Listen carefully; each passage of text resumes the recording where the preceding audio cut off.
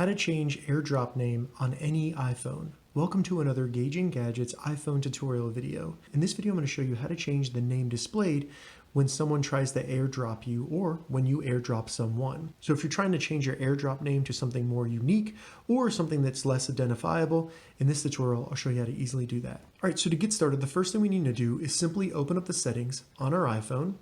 Once we get into the settings, scroll down and you'll see General right here, select General.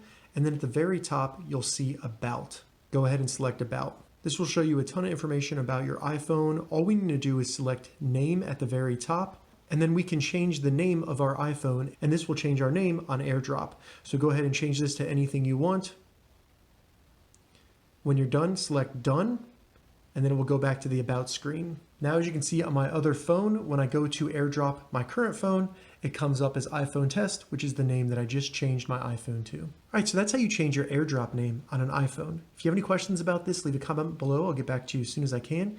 If you'd like to see more iPhone tips and tutorials, check the links in the description. If this video helped you, give it a thumbs up, and please consider subscribing to my channel, Gauging Gadgets, for more gadget reviews and tech tutorials. Thank you so much for watching.